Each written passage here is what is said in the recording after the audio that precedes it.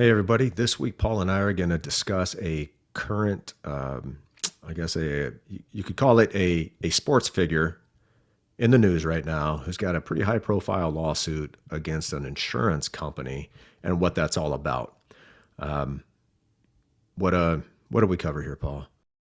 Yeah, well, we talked about how we're not surprised that this happened in a certain sector of the life insurance industry. Not surprised at all. Not surprised at all. If you're a NASCAR fan or even know anything remotely about NASCAR, you'll recognize the name of this person because he's a star. Yep. Hey, and then in the show notes, go ahead and register for our next webinar, which is going to be on November 22nd at 10 a.m. Eastern time. So we will we'll put out a little notice on that, what we're going to be discussing prior to that, but hit that registration link and we'd love to see you guys there. All right, everybody, enjoy. Hey, I'm Dave. And I'm Paul. And this is the Wealth Warehouse Podcast.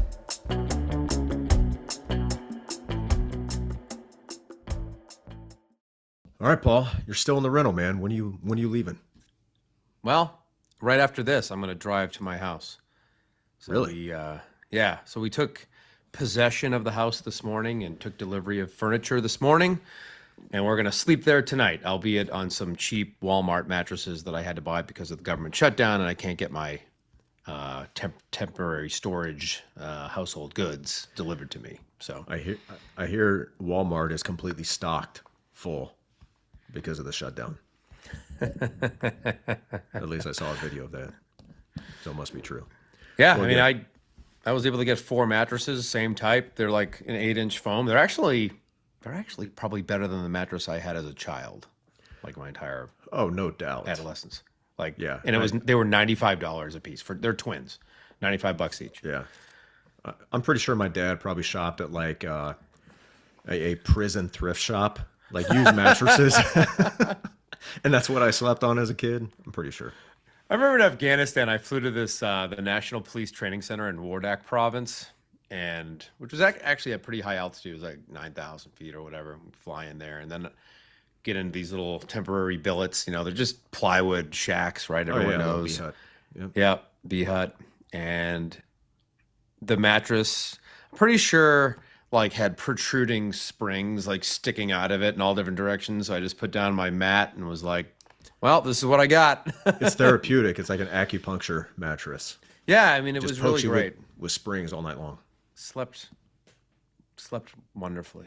Probably due to the lack of oxygen, but Yeah, probably. Well, all right, man. So good. So maybe next time we record, you'll be from your new place. yeah. I'll have my desk in there, which is right here. I'll have a table from Costco that's going to serve as my thing for my backsplash, I guess. Not a backsplash, but I'm supposed to have like a nice piece of furniture back there, but that's in storage. So anyway, yes, when we record next week, I'll be in the office, so it'll be a completely different background. It won't be blurred. Nice. So it'll look far better. It'll be a lot more comfortable. You already got Wi-Fi scheduled for install? Yeah, it's been in there for a few weeks now. Oh, and I've got a hard line. It'll go right to the computer, so I'll have really good speed, just like I have here. Nice. So, and the only thing I don't have is a chair. I need to get. I'll take a kitchen table chair and just put it in there for now. Yeah, I wish I had a standing desk. They just don't look nice because I like to stand a little bit. I'm going to send you something that you can add to that current desk. Yeah, I don't know. It's decorative. It's not like the one you buy on Amazon. The interior but designer it looks see if good. It works. Okay. All right. Cool. Well, hey, let's a current event we can talk about today, and we've been wanting to do another episode on universal life insurance since episode 29. Like over 3 years ago we did. So if you want more, deeper onto IUL, universal life insurance, and why we don't use it, go to episode 29. But we can bring up something that recently came up that neither of us are surprised about whatsoever. This is my surprised face. Yeah, mine too. So surprised. So if anybody doesn't know what we're talking about, NASCAR racer Kyle Busch is in a pretty high profile lawsuit right now against Pacific Life. claiming that he lost $8.5 million that he put into a index universal life policy with a bunch of promises and quote unquote guarantees that were made. But he paid over 10 million in premium and lost 8.5 of that, which to me is unreal. That's even, I could give $10 million to my 8-year-old daughter and she wouldn't be able to lose 8.5 million. Right. Like, it's unreal. So you want to give like I don't know, we got an article up and we'll post this in the show notes, but any other insight into that we want to go over before we kind of drill down on why we don't use IUL? Well, yeah, just one thing. If you don't know who Kyle Busch is, he's a high profile guy. You know, he's a star in NASCAR. So he's very well known, has done very well. So my thoughts when I first heard about this, when somebody posted it in our little chat group was, well, if this can happen to somebody like Kyle Busch, who most likely has attorneys, tax attorneys, Right. advisors of all types, probably friends that he's met over the years that are, well informed financially, And very wealthy. Although you meet people, and even some very wealthy people don't know anything about estate planning or whole life insurance or anything in the insurance space. It's kind of ignored. Like, oh Yeah. True. So we'll see what happens, but kudos to him for bringing this up and bringing this to light. You and I have talked about IUL or universal life in general on this show several times over the last 3.5 years. And we've looked at people's illustrations that have been brought to us and policies that are, fairly young, and or some that are even maybe a little bit more mature, 13, 14, 15 years old. And they just don't, some of them or most of them just don't look good for whatever reason. No, they really don't. And I guess, in the lawsuit, it said he was sold this policy as a quote tax-free retirement plan. Right. He was supposed to he funded like what, it said like 5 years of $1 million premiums. Correct. And then he was supposed to be able to take out 800,000. This is all in the article, folks, but supposed to be able to take out starting at age whatever, 50 something. He's 40 right now. $800,000 a year of withdrawals. The article says withdrawals. I don't know if that's what it would be, but I'm guessing that he's using this for less for life insurance and more for income, tax-free income stream. Mm-hmm. But of course, there's no way that's going to be true. Right. So he's promised all these things, and I'm sure, like, maybe I'm just I'm guessing here, but I can only assume what the agent did that designed these and sold to him. They just put a bunch of paperwork in front of his face, a bunch of illustrations, and said, if you put in this much, you're going to get 800,000 tax-free for the rest of your life starting at age 50. Sounds great. So where can I sign? Wow, why does nobody else know about this? This is amazing. So, and you and I have seen a lot of IUL policies because we've done a lot of exchanges of getting clients out of these IULs. But some of them did just fine for the time that they owned it, but they see what's on the horizon. They see, man, when I hit those retirement years, this thing is going to start cannibalizing itself, because the whole way it's structured, the chassis is a one term or a annual renewable term life insurance policy. Yep. So that's annual renewable means every single year it renews for one more year. And guess what happens every single year? You become 1 year older. So is life insurance going to get more expensive or less expensive as you get older? Obviously, it gets more expensive every single year. Then you get in your 60s and 70s, close to that mortality age, and it's unreasonably expensive. But how do they cover that? You don't have to pay out of pocket. You just let your cash value pay your premium for you. That's another thing I want to talk about in this article. They use the term, and it could be just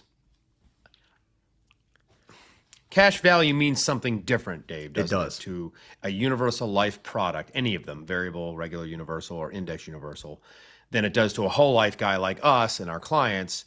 Cash value is the equity of the policy in a whole life policy.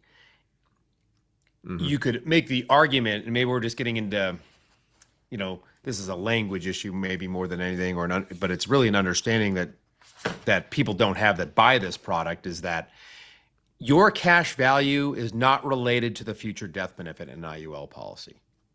Meaning, you could say, like, in a whole life policy, the cash value represents, the present value of the future death benefit, the delta being future premiums and growth, right? It's not the case in an IU or any universal life product, right? Because that is the premiums that you're paid are going to be put against an indice, and that's going to have an account value, kind of like you buy a mutual fund or a stock. It's going to have some sort of value tied to it. Right. And the problem is, well, the market doesn't go up forever. Some of these agents are illustrating, 8% or 10%, whatever they're illustrating. There was a regulation that was put in place a few years ago that's supposed to cap what they can actually illustrate. But they're illustrating this uninterrupted compound growth in these policies over a number, forever, until the person graduates. And that's just not going to be the case. Right. The market has never done that. It will never do that. And therefore, the policy illustration is out of date the minute it is printed. Right. And that goes for whole life insurance as well. Sure. Of course. But whole life insurance doesn't have increasing premiums every single year until the day you die. Whole life insurance has actual guarantees that guarantee there's going to be a death benefit there the day you die. So what does Nelson say? Go ahead and just Well, actually, first before you get to that, I just want to say up front, first and foremost, all life insurance is not created equal. So what my fear is people are going to see this headline on all over social media. Kyle Busch got robbed of $8.5 million in universal life insurance, and all they're going to see is life insurance. Right. And they confuse that with whole life. Oh, universal whole. I mean, how many people have you talked to and you say, do you have any insurance? They're like, yeah, I do. What type? Well, it's either a whole life or universal life, or maybe it's term. They have no idea. It's all just insurance to most people, right? So they're not the same. They couldn't be more different, actually, between whole life and index universal life. Very different. Yeah. Very different. Okay, so Nelson Nash on page 39 in Becoming Your Own Banker, the 5th edition, this one that looks like this, the vault on the front of it. He says this. My thoughts on universal life and variable life. Universal life was invented in the early 1980s by E.F. Hutton, a stock brokerage firm that, in my opinion, knew nothing about life insurance. Remember the television commercial, when E.F. Hutton speaks, everyone listens. I actually met somebody that knew that. He was like 50, the guy I served with in the Army. He knew exactly who E.F. Hutton was. Anyway, they don't, have you heard of them? Have you heard him saying anything lately? They don't exist anymore. Universal life was nothing more than 1-year term insurance with a side fund of an interest-bearing account. It was an attempt to unbundle the savings element and the life insurance element of a whole life policy, something that can't be done if one understands the concept of whole life insurance.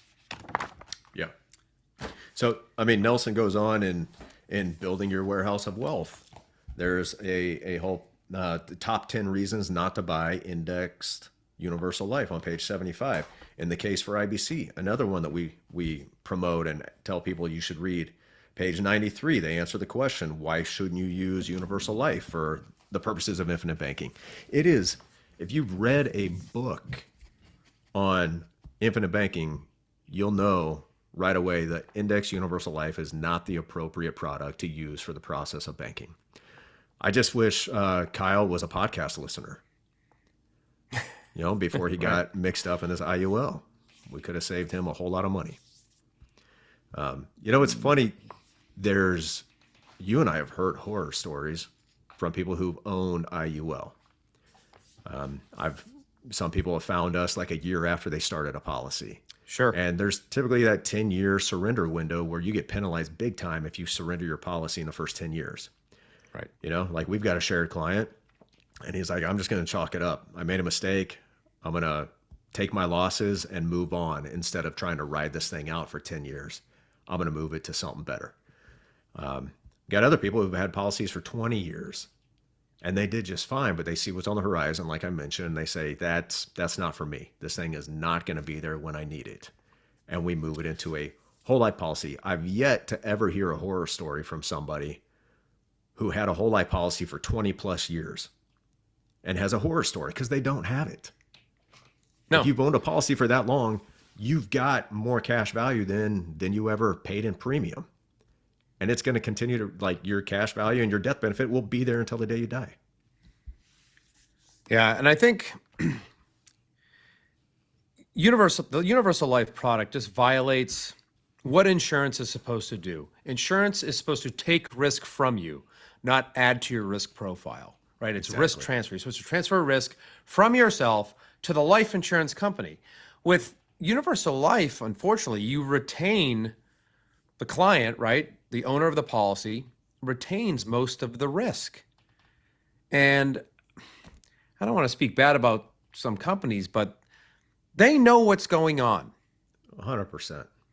They know what's going on. They did the math behind, they did the actuarial math behind the policy that you're buying, whether it's whole life, universal, whatever, it doesn't matter. Mm-hmm. They know what's going to happen to that policy when you're 80, if you live that long, to your 90 and you live that long. They know. They guess it's not going to be around the agent that sold it to you.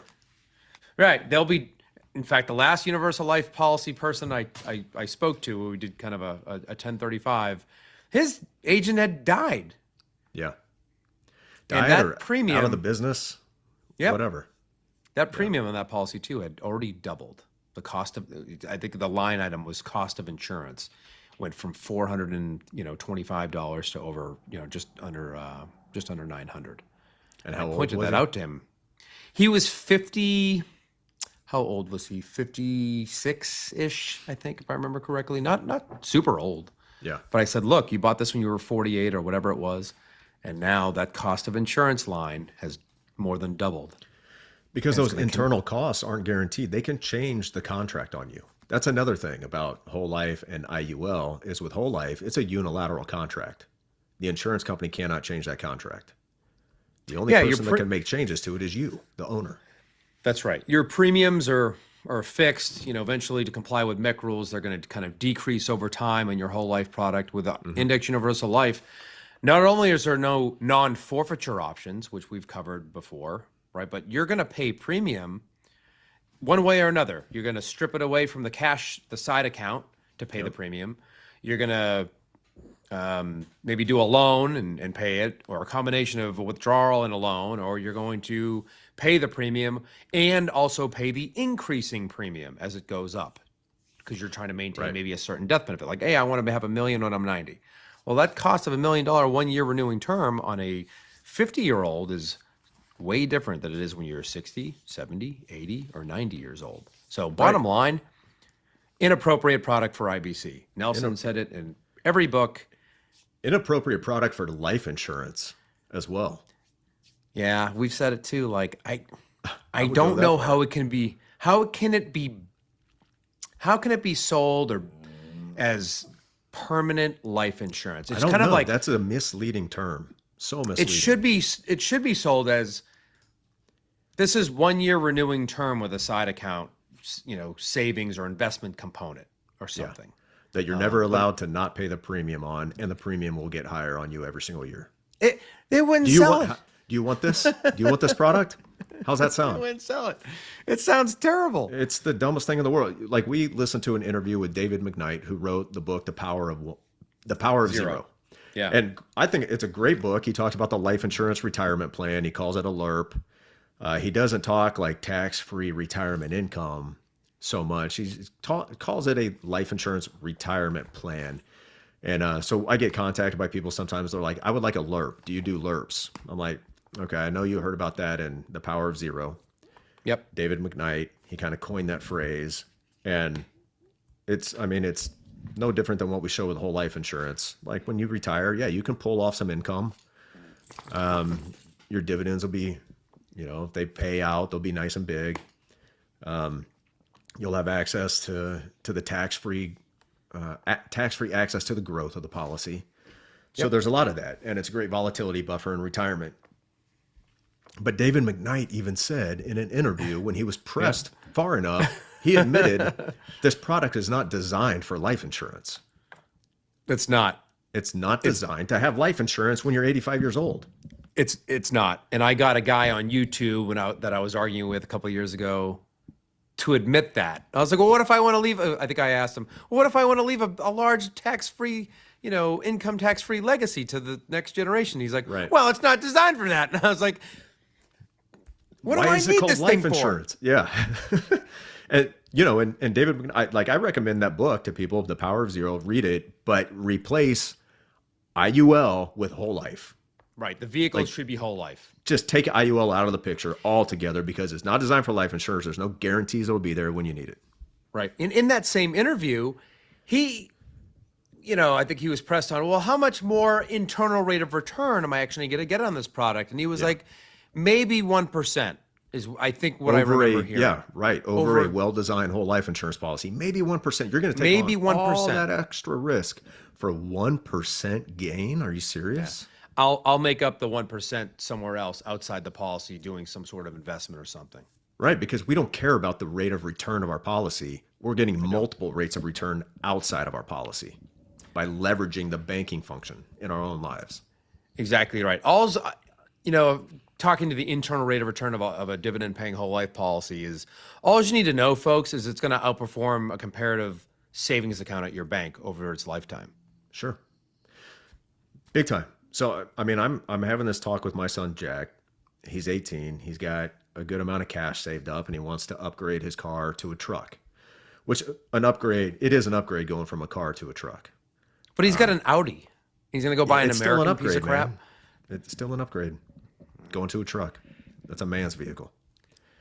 So, he's kind of growing into himself. And why doesn't he rent the Audi on Turo, make some cash, and then use that cash to pay? That's not a bad idea. As a we side haven't even business. Thought about that. We haven't even. Oh, we should. I just thought of that because that's a luxury vehicle, entry-level luxury vehicle. Yeah. So, business opportunity. Maybe. There you go. But so this was a really good opportunity, though, for he and I to have this discussion about. There's two ways to finance a car that we've been taught. We talk about this all the time. You could either borrow money, cash, or you pay cash, and you give up the interest you could have earned. And he started understanding that. And I said, well, let's create a policy for you. You can dump all that in right now and keep you a very manageable premium going forward. And you'll never lose the opportunity of that cash building on itself every year until the day you die, man, for like the next 60 to 70 years. Right. That's amazing. Yeah. And he's on board. So he's going to write his own application, fill it out, and we'll get a policy in place on him that he can own. Awesome. Yeah. Imagine starting a dividend-paying whole life insurance policy when you're that age. When you're 18. I said, you'll be so far ahead of your peers, or as your friend once said, you won't even have a peer. You won't have any peers. Yeah. That reminds me, kind of off topic of today's episode, but getting back to that peers discussion is that you look at this, our children's generation, they are going to struggle so much to be a homeowner. Oh yeah, for sure. I mean, the acute inflation that has occurred just in the last 5-6 years since the pandemic there, unbelievable. I don't know. It could be a good thing for our culture because back in the day, families used to live together. Right before the Industrial Revolution, families lived together. That is true. Like your entire lives. Which other cultures and some cultures are still doing that. Yeah, like India, but capitalism has actually kind of wrecked that in India. Capitalism showed up, and now everybody is making enough money to live on their own, and it kind of destroys that family nucleus. So it's an interesting take. It could be a good opportunity if it's done correctly. Not like, yeah, son, you can come live at home and just be a bum on the couch for the next 15 years and do and give nothing to this family. Right. But if you bring them in and say, hey, now you're an adult in this family, adults produce, adults contribute, adults have responsibilities in this family, and you're going to be treated just like one of us, that could work, and that could be a really good thing for our society, our culture. Rent's due on the 1st. Rent's due on the 1st, buddy. Yeah. I mean, that's why my dream now is, not like a private jet or a Ferrari and all that fun stuff. It's like 100 acres and a family compound. Where all the kids can come back and build their own house on our family property and a legacy property that can be handed down to the next generation. Like, how cool would that be? Yeah, I like that. I would like it even more if it was not in Minnesota. It won't be in Minnesota. I can guarantee you that. Guarantee you that. Yeah. Well, so back to the IUL. Man, I hope everybody listening. I mean, there are some people listening who are still trying to figure it out. Sure. Like, should I go whole life insurance? I get phone calls and people are like, my friend told me about this, or my advisor told me he recommended IUL. What do you think about that? It's a really quick discussion. Yeah. Like, do you want more risk? Do you want fewer guarantees? All for maybe earning 1% more in your total growth? Do you think that's worth it? Like, you answer. I'll ask questions and you tell me. Yeah, and I think once if you're a budding agent or a young agent, a lot of the guys in the IBC space, including, obviously Nelson talked about it, but there's a lot of good information out there on how you can kind of just easily ask those simple questions. Like, do you want a product that gets more expensive? You carry more risk and the premiums aren't guaranteed, nor is the death benefit. So you end up paying a lifetime of premium and have nothing to show for it, because here's a bunch of open source examples from the news from New York State or California or Arkansas, wherever it occurred, where people paid premiums for 20, 30 years and ended up with zero death benefit because the policy cannibalized itself. Yeah. You're not going to want that product. You're not. Or do you want it because you can get a higher rate of return? Well, if you're all about rate of return, why are you using a life insurance product for that? There's investment products that are geared towards a high rate of return. Yep. And we've said on this podcast, if you want that, but you still need life insurance, buy term and invest the difference. Invest the difference. Yeah. Go Dave Ramsey. Go Dave Ramsey and go do that. Maybe it'll work out for you. Great. I hope it does. But here's the thing. I think what people get sold on is, you can get tax-free cash back out. Okay, great. But here's another way to get tax-free cash. Build your assets in something else and borrow against them. That will always be tax-free. Even if it's just a bunch of stock. You got a bunch of Apple stock, stack that, don't sell it, just borrow against it, and that's tax-free income. Like, that would be a much better play than putting money into something that's just all blended in together. They throw life insurance and investments in a blender and hit go. And like, what's the point of that? Right. There's nothing that a life insurance policy can do, especially annually renewing term, that's going to enhance an investment portfolio for you. There's not some magic sauce like, it's going to do better than the S&P 500 somehow. No, it's not. Right. Yeah. Almost no public companies beat the S&P 500. No. And something like, that's right. What the top 7 countries, companies, the Mag 7 create 96% of the returns in the stock market. All of the S&P. Yeah, pretty much. So, I mean, you got so many different options out there. Go do something if you want to buy the besides most IUL. expensive term ever, Universal Life is your go get it. Go get it. The most expensive term you could find. That's what it is. So we give people a hard time, but the fact is you got to educate yourself. Don't go to the first insurance salesman or financial advisor you meet and let them talk you into doing something. You got to, and that's why you and I have never talked anybody into doing anything with whole life insurance. If you haven't read a book, we're going to say, go read a book, because the first step in this is education. Guarantee you, Kyle Busch's insurance agent, well, I can't guarantee anything. Okay. So I'm not going to speak for him, but I would imagine I'd put all of my cash value on the line in this bet that he never said, hey, you should really go educate yourself on IUL. Here's a book. No way. Here's some podcasts. Here's some resources to check out. Make sure you really know what you're getting into, and then come back and we'll work together. Yeah. No way he did that. And I think that's par for the course in this section of the industry. Not your whole life guys, right? But in that, I hate to say it, like, we're not the same. We're not. We're not the same. Dave and I know a lot about life insurance, a lot about finance, a lot about just money things in general. The banking if Universal Life, Dave knows a lot about lawnmower maintenance, right? I do now. It's amazing. What an amazing engine. It is. It's a Toro. It's a good one.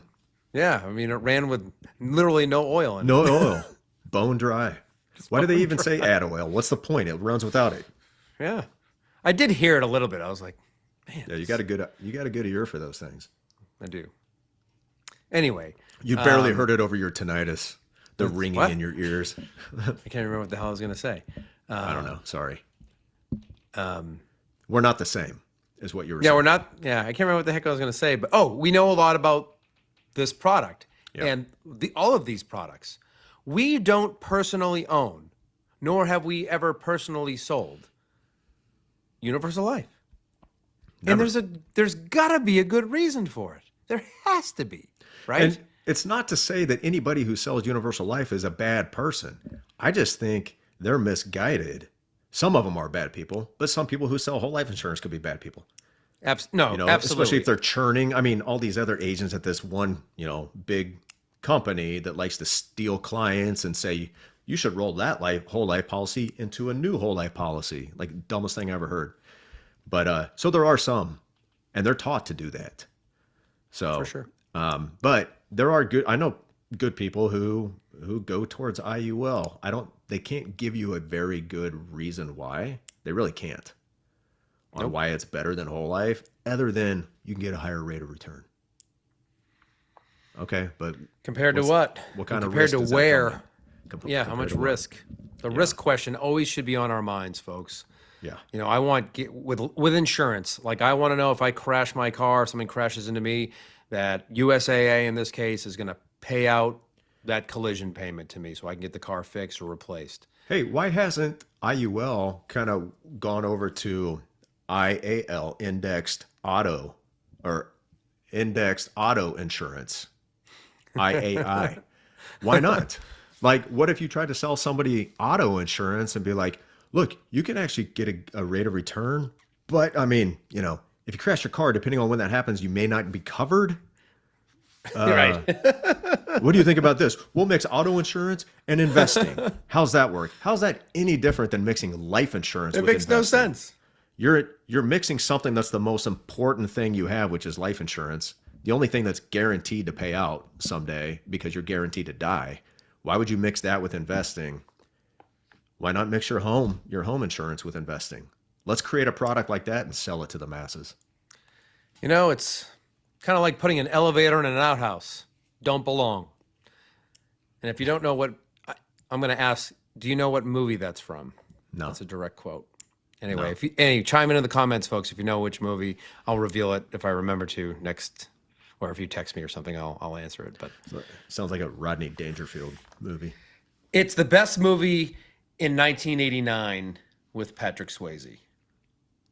Oh, that's not Point Break, is it? That's older than 89. The other one. Well, what? Roadhouse or Footloose? Roadhouse. Roadhouse. Probably. Yeah. Yeah, he wasn't in Footloose. That was Kevin Bacon. Yeah, whatever. I've never seen that one either. And Chris Penn, I think, or Sean Penn. Was it Sean? Yeah. One of the Penn brothers, the dead one. Chris Penn, I think. Not Sean. Anyway. Sean's alive. Yeah. Yeah. All right, man. Well, cool. I think that about wraps it up. So again, go listen to episode 29 if you want a little more in-depth discussion on the specifics of IUL and why it's not suitable for infinite banking or for life insurance for that matter. I might boldly say. Yeah. If it were, we'd own it. Right. But it ain't and we don't.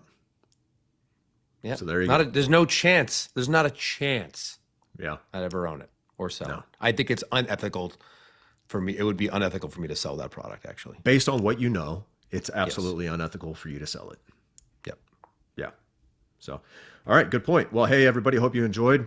Look forward to seeing you back here next week. And man, we're approaching 200 episodes, so we'll have to think of something pretty cool to do for number 200. I'll take I'll record it from my hot tub or something. Oh, cool. Yeah, that's what everybody wants to see. We'll make sure not to release the YouTube video on that one. I'll just keep it from it'll be like this, like nipple line up. Okay. It'll still look like you're wearing a shirt. Well, me too, for that matter. Yeah. So, all right. Hey, everybody, we'll see you next week. Until then, control your capital. Or somebody else will. Hey, thanks for listening, everybody. If you'd like to have a conversation with us to see how you can become your own banker, or if you have any questions or topics you'd like us to tackle in a future episode, please send us an email to davidandpaul@theibcguys.com. And subscribe and leave us a review if you're on Apple. Follow and leave us a 5-star review if you're on Spotify. And please share this with your friends. We'll see you next week.